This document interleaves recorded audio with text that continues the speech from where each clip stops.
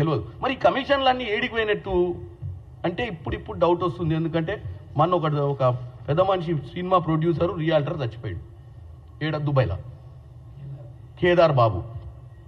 మరి పోనీ కేదార్ బాబు ఎవరో రియాల్టరు, సినిమా యాక్టరు, సినిమా ప్రొడ్యూసర్ అంటే పట్టించుకోకుండా ఏదో చచ్చిపోయిండు, మన తెలంగాణ వాసి చచ్చిపోయింది కాబట్టి డెఫినెట్గా ఎంక్వైరీ కావాలి, మన తెలంగాణ బిడ్డ అన్యాయంగా ఏమైనా చచ్చిపోయిందా, ఆడేమైనా కాన్స్పిరసీ ఉందా అనేది ఎంక్వైరీ ఒకటి. మరి కేదార్ బాబు చరిత్ర తొమ్మిది చూస్తే మొత్తం వీళ్ళే హీరోలంతా వెనకనే ఊరు. పబ్బులు పెట్టినప్పుడు వీళ్ళే పెట్టించారు,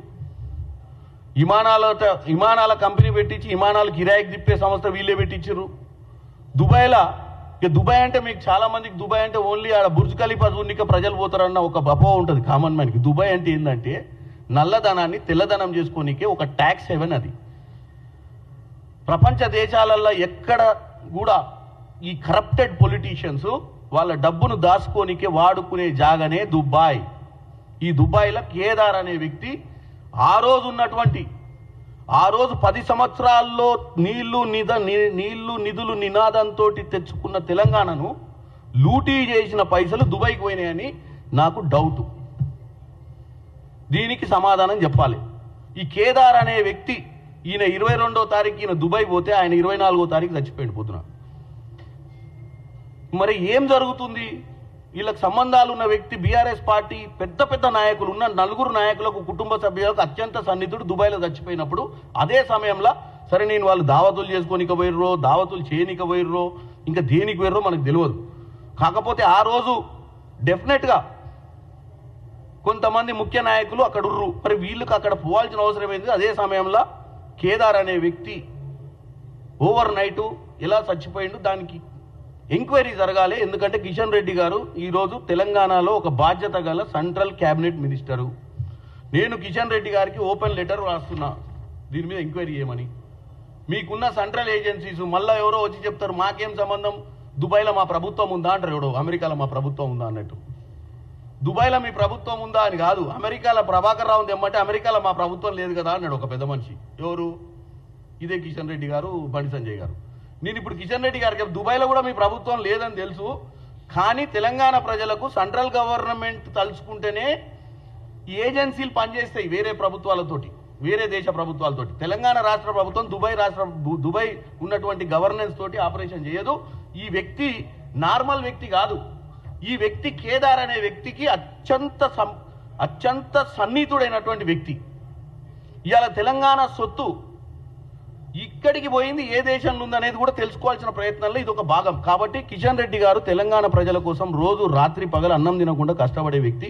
ఇవాళ తెలంగాణ ప్రజల్ని ఎట్టి పరిస్థితుల్లో బాగు చేయాలన్న ఒక మంచి ఆలోచనతో ముందు పోతున్న వ్యక్తికి నేను ఒకటే అడుగుతున్నా, ఈ కేదార్ అనే వ్యక్తి మరణం వెనుక ఏమైనా కుట్ర ఉందా అని నిజ నిర్ధారణ చేయాల్సిన అవసరం మీ సెంట్రల్ ఏజెన్సీస్కి మేము రిక్వెస్ట్ చేస్తున్నాము యాజ్ ఏ సెంట్రల్ మినిస్టర్గా.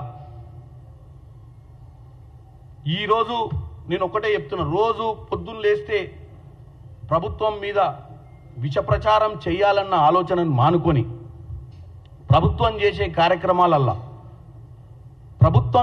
కార్యక్రమాలు అక్కడక్కడ తప్పులుంటే చెప్పడం తప్పులేదు.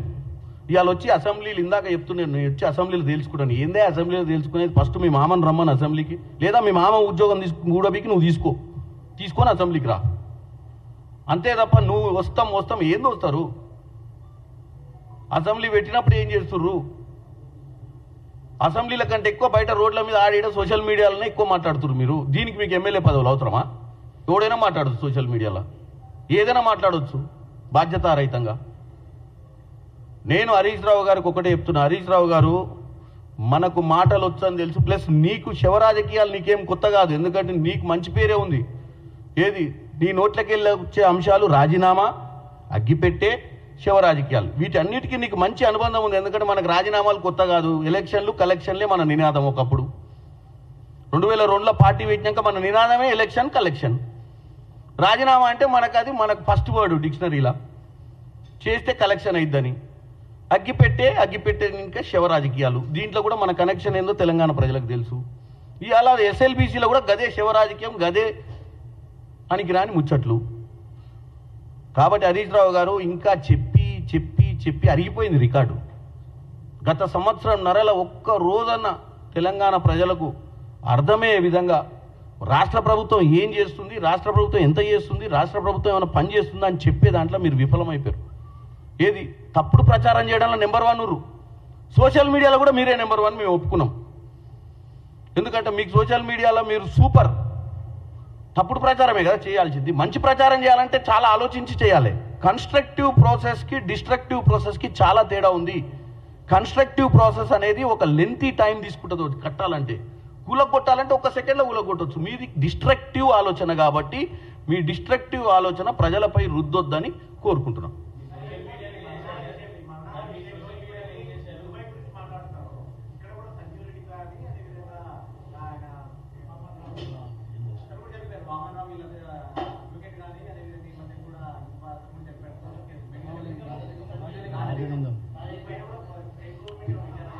చేస్తుంది 100% చేస్తున్నారు స్టేట్ గవర్నమెంట్. ఆల్రెడీ వాళ్ళ ఫ్యామిలీ మెంబర్స్ దానికి ప్రైమా ఫీషియా వాళ్ళకి డౌట్ ఉందని చెప్పిర్రు. దీని మీద ఎంక్వైరీ నడుస్తుంది.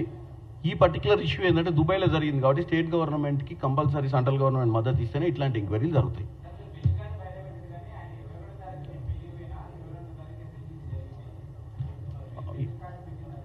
అదే పెళ్లి కదా, ఇదే కదా, ఇది ఎవరు కొత్త ప్రభాకర్ రెడ్డి గారిదే కదా.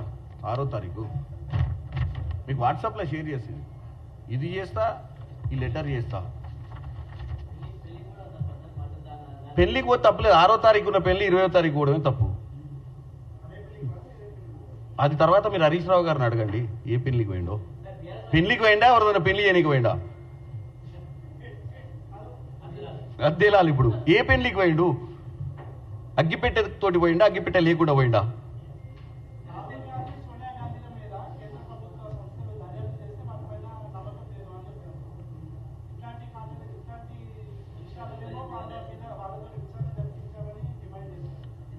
ఇప్పటికైనా ఇప్పుడు ఎటుబడి చేయాల్సింది వాళ్ళే. అంటే ఏదైనా పని కావాలంటే ఆ పని చేసేటోడే చేయాలి కదా. అప్పుడున్న ఎంక్వైరీ ఆఫీసర్లు వేరు, ఇప్పుడున్న ఎంక్వైరీ ఆఫీసర్లు వేరు కావచ్చు. ఇప్పుడు చేసేటోడు చిత్తశుద్ధితో చేస్తాడు అనుకుంటాం కదా. ఇప్పుడు పోలీస్ స్టేషన్లో పోయినసారి కేసు పెడితే తీసుకోకపోతే మళ్ళీ పోవాలి పోలీస్ స్టేషన్కి పోతాం కదా. పోలీస్ స్టేషన్కే పోవాలి కదా కేసు పెట్టడానికి. ఇంకేమైనా ఉంటుందా వేరే ఆప్షన్?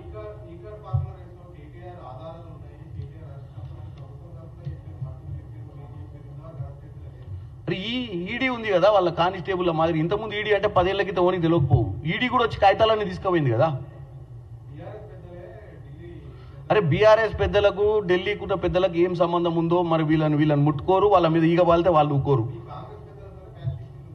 మా కాంగ్రెస్ పెద్దలతోటి మ్యాచ్ ఫిక్సింగ్ ఉందా లేదా అని మొన్ననే ఎమ్మెల్సీ ఎన్నికలలో వాళ్ళు క్యాండిడేట్ పెట్టినప్పుడే తెలిసింది. ఇంకా మళ్ళీ దాని గురించి కొత్తగా తెలంగాణ ప్రజలకు ఎగ్జాంపుల్స్ ముందు పెట్టాల్సిన అవసరం లేదు.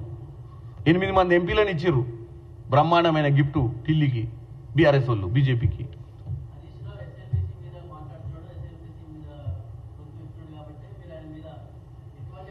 ఎస్ఎల్బీసీ మీద గొంతు విప్పేది ఏముందబ్బా? గొంతు విప్పుడు కంటే ఆడ పోయి పాపం చచ్చిపోయిన వాళ్ళ కోసం ఏదైనా మంచి చేసి వాళ్ళు తొందర రావాలని దేవుని దగ్గర పోయి మొక్కోమని చెప్పు. ఎందుకంటే ఆయనకు నిజంగా మానవత్వం ఉంటే ఎస్ఎల్బీసీ గొంతు చింపుకోవడం ఏంది? 10 ఏళ్లలో ఆ పొక్కగొట్టనోడు ఏం చేస్తాడు? ఇంకా 10 ఏళ్ళు అయింది ఆ సొరంగం దోవనికి. చిత్తశుద్ధి ఉండి కాళేశ్వరం మీద ఉన్న చిత్తశుద్ధి దాని మీద ఉంటే ఇవాళ నీళ్లు రాకపోయినాయి నల్గొండకు. ఇవాళ అంటే ఆంధ్రాలో నీళ్లు పోతున్నాయంటే ఆ నీళ్ళు ఎందుకు పోతున్నాయి? వీళ్ళు అన్ని రిజర్వాయర్లు ఈ ప్రాసెస్ ఇవాళ 30 TMCల నీళ్ళు ఇవాళ అవసరానికి వచ్చేటి. అది అయ్యి ఉంటే 10 ఏళ్లలో 30 TMC నీళ్లు గాలికి వదిలినట్టే కదా మనం. అయ్యాల 30 TMC నీళ్ళు ఈ పైప్లోకి వెళ్ళి వదిలితే అవతలకు వేయటి నల్గొండకు. మరి వీళ్ళు చేయకనే కదా 30 TMCలు జారిపోయినాయి అటు కిందికి గ్రావిటీలా. ఏదున్నా ముచ్చట వాళ్ళు చెప్తే విన్నామనుకో. ఎవడన్నా చెవులో పువ్వు పెట్టుకున్నాడు ఉంటే ఆయనకి ఎన్ననే చెప్తారు ముచ్చట్లు.